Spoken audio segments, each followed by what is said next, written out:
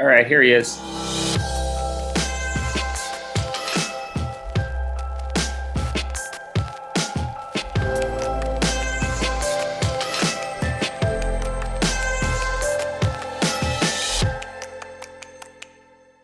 The whole thing of Jay-Z in the NFL bothers me. I feel like my man was used to mollify us and to get us to chill out and go home so that he could just great, now we're going to basically do nothing. So the background on this is interesting because I was talking to somebody who was informed on this matter when Roc Nation got the contract to do the Super Bowl halftime. And what had happened was, I think it was Roc Nation bought a company that had some arrangement with the NFL. Like it was something where one of those entities had bought this company and the Super Bowl halftime was tied up in that. Okay. And everybody was looking at each other like, well, we should probably look into this, right? And so they sent Jay-Z out there to that press conference with Roger Goodell. And I just can't believe that Jay-Z was not better prepared for what was coming because his "we're past kneeling" line is something that is going to stick with him forever. But I thought that was the whole point of the thing, to get him to say we're past. I feel like that was the talking point. This is why we're giving you all the money, so you to say we're past kneeling. No, sentence. But I think he did it to himself. I think he didn't quite know exactly what to do. And the reason I say that is in our 4th episode of the season in Game Theory, we did a long essay about how the NFL might be a little more quote unquote woke than you think. The NFL gives $2 million a year, I think is the number, something in that neighborhood, to salute to service. Okay, that's pennies to them. Okay, they give $25 million a year to social justice causes. It's also pennies to them. It's pennies, but hear what I'm saying here. They give 12 times more to social justice, and I would argue give 12 times more exposure to the military stuff. Sure. Which is to say that if you're Jay-Z, and I can't remember the timing on all of this, but if you're Jay-Z or somebody else, like Rihanna, like this is my guess on how you get Rihanna to do the Super Bowl, and she's like, no, I'm not doing this because of Kaepernick, And they come to Rihanna, and they're like, well, let me show you all this stuff that we're doing here. And by the way, we talk about bail funds, organizations that support defunding the police. To see that? Jay calls it yo. Yeah, no, but but my point is simply this: the NFL can position itself as actually doing some work because they are doing some work, and then get some people in if you want to. Now, maybe it's possible that Jay-Z was just like, hey, Riri, we need you to do this. I mean, the obvious guess is she got an album coming out. It's good for you to do this, Riri. Yeah, but she probably got an album coming out. She probably got a tour coming out. The Kaepernick horse has left the barn. He ain't getting no job. It's not going to happen. It's a question of whether or not you're fighting. But I think with Jay-Z, I don't think the NFL is... Those people in charge of the NFL aren't nearly as smart as we think. Right. And I don't think they are as calculating as to be like, well, Jay-Z is going to smooth this over. They looked up and they said, our halftime show is whack and we need a better halftime show. But that's not complicated, right? We have a problem. Get Jay-Z. Yeah, but I truly believe the problem the NFL was trying to fix was the halftime show. They don't care what black people think, right? They care. I don't think they want that. They don't want that problem. They want us to go away. Maybe, but we was going to go away because everybody eventually comes back to football. That's what I'm saying. I really think they just wanted a better halftime show. Did you ever personally think about not watching football because of Kaepernick? It's hard for me to say because I don't have a job that affords that. If I had a different job, I probably would have given it some thought. Yeah. Because there are folks, our friends, our peers who are like, I don't fuck with football anymore. I got a Kaepernick jersey. I feel for dude.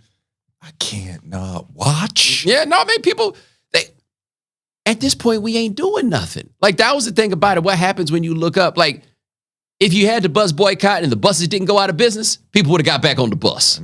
Right? They're like, yo, man, I've been walking to work every day. I mean, it's the back, but damn. That is what people would have ultimately done if they felt like it was going to go in the long run. But people in this country really, really, really, really, really like football. Yo, I love football. And yeah, it ties me to memories of my father. We watched the Patriots all the time. I grew up in Boston. He was a Patriots fan when they sucked, right? So he was a dedicated fan. I hate the kicking game, right? The Devin Hesters aside, when you return a kick for a punt, for a touchdown or a big game, that's very exciting. Outside of that, I'm like, I want to eliminate all PATs. Just give them 7 and give them the option to go for 8 if you want. But like, I don't want the kicker to come up here and do a chip shot. I hate the notion that we're throwing, running, fighting for yards, and then the end's gonna come down to the dork if he can make the kick. And that's why I love it. Why do you love that? I love it because it's a completely opposite skill from every. Like if LeBron and AD, you did all that shit. But now we're going to have the little towel boy see if he can balance the ball in his head for 90 seconds. It's not necessarily an opposite skill, right? Because a lot of those guys, especially the punters, were like actual football players, and then punting was the thing that they could get through. Like, punters are not small, right? Like, there's a reason for that. The reason that I love it is I love the idea that, number one, those dorks are the most irreplaceable guys on the team. They're the hardest. It's harder to find another one of those. It's as hard to go find another kicker as it is to find another quarterback, right? Because there's a scarcity in the number of people who can do that. 2, I love the irony of the fact that so many of these games can come down to all this pressure on the shoulders of the person least equipped to handle it. Like when you really think about what it takes. But you want the PAT, which they make it like 99%. It's I'm okay with chip that. shot. I'm okay with that. If that's what we got to do to have a kicker around, that's fine. It's like it's a waste of my time as a fan when they're going to make it. It's even worse than free throw. I mean, you don't like when a basketball game devolves into a free throw contest. No, but no game ever devolves into a field goal kicking contest. Well, it does in the sense of like, we're tied or we're down 1 or 2. We're just trying to get to the 36 so he can kick a 50-yard field goal because he can't kick it from 55. Maybe he can, but he probably won't. But if we get him to like 50, he good. But you also can't deny, man, a big kick is suspenseful. Like there are elements to it, and dorks need representation too. It's almost like because almost all of the major skill players are black, right?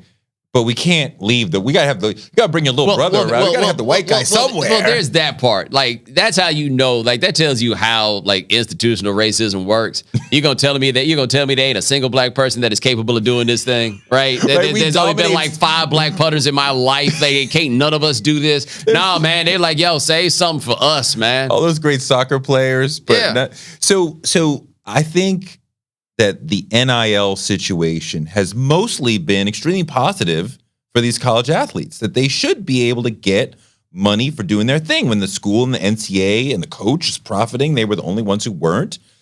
Is there any negative aspect that you're seeing? Oh, yeah. There's a couple of things. One, it allows the schools to get away with not having to cut the check.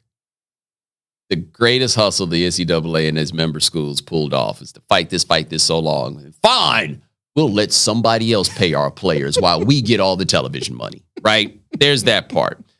There was also recently a story about a kid named Jaden Rashada, who was a quarterback. I think he's from California. He had committed to go to Florida, and he had signed a $13 million NIL deal to go to Florida, and it fell through. And the folks at Florida, I think, looked up and were like, no, this ain't worth the money. But they were like, yo, we ain't got it. And I don't think it's because they didn't have the money. It's like, we ain't got it. And now this dude was scrambling, trying to go find some place to play. Like, in the end, we are still dealing with children making these big money decisions and dealing with people with far more experience at doing this than they themselves have. There are going to be, by the end of this, some nightmare stories about guys getting conned, guys getting got. What's going to happen when somebody's check don't clear in the middle of the season? Who's going to make you come in and pay for this? Because the NCAA decided they didn't want any part of this. So there's no regulation to what's going on. And there are great potential negative consequences from that. The other thing that I think is worth noting is I hope somebody's helping these kids take care of this money. And look, they're grown, right? And being grown, you have the right to make bad decisions. And I will fervently defend your right to make bad decisions. But man, when I see these kids with these ridiculous chains at the Heisman Trophy ceremony and everything else, I'm like, man, no matter how much money you give these kids, they're going to blow it. Like that's how it works when you're 18, 19, 20 years old. However much money you give me $5, I can stretch it to the end of the month. You give me $5,000, I'm going to spend it by the end of the month. Right. That does worry me with a lot of them. Like I would love to know more about the particulars of some of these deals and what the protections are and, what you might be walking yourself into with some of these people that you were doing business with. So let's talk about ESPN, right? Mm-hmm. It's, especially as a black person, it's very difficult to divorce sports and politics, right? Mm-hmm. And sports has been a major platform for our political goals and aims to be pushed out there. But they don't really want to talk about sports. They certainly don't want to spend a lot of time talking about sports from a black perspective, the way that you and I want to see it and discuss it. So what do you make of that?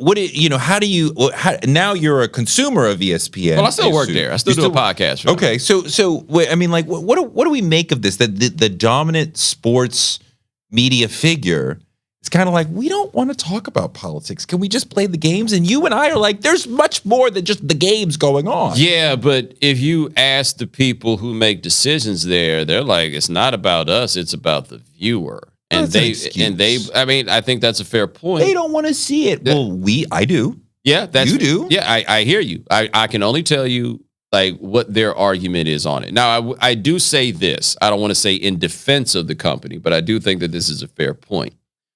Nobody's showing up for the politics. Now, they're showing up for the sports. And so in every conversation I've ever had with anybody at ESPN, as long as you're giving them the sports, you can give them the other stuff, right? So, like, I did a thing on my podcast this week. Granted, it's a podcast, but I did something on my podcast this week about what's going on in Memphis. I looked up my buddy David Dennis, who works for Anscape. He was on SportsCenter talking about what was going on in Memphis on Friday night as it went.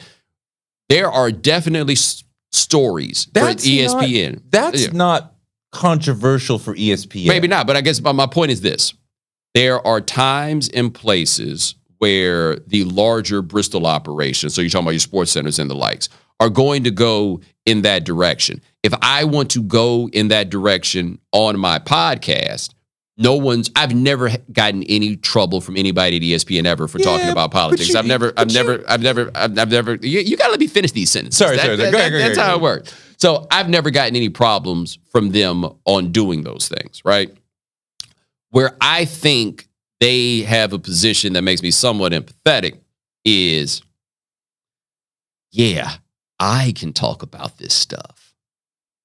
It's all fun and games until he talks about this. Who is he? That he could be anybody. There's no telling who's going to be the person that comes in here and says the thing that causes problems. Who's going to be the person who says the thing that is legitimately like insane and indefensible and all of this stuff. And so for them, they would rather than mitigate each individual case, we're just not going to deal with any of it. And I think that's largely the way that they've chosen to go about dealing with it. Like 10 years ago, it was a completely different discussion. It was a bit more free-flowing in what you could talk about. A little bit more. Yeah, now, I joined on with them full-time in 2013. And so Skipper's ESPN went more in that direction, right? 2017 is really the inflection point. 2016, 2017 is really the inflection point. And that's where I'm getting called up to Bristol. And we're having conversations about how to handle this and da-da-da. It was interesting because the point they made at the time was, if you want to talk about those things, talk about it on our platforms. Don't talk about it on Twitter where we're giving it away for free and we cannot control it.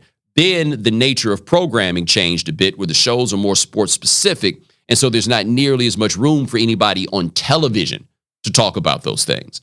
So basically, you kind of need to have a podcast. But their belief is people come here for the sports, so give them the sports. I can't say I don't get it.